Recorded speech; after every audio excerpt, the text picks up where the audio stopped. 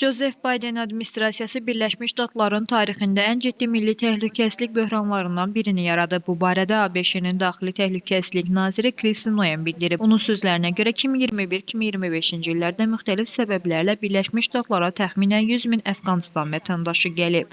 Bayden administrasiyası Əfqanistandan qoşunları çıxarmaqla Amerika tarixinin ən ciddi milli təhlükəsizlik böhranlarından birini yaratdı.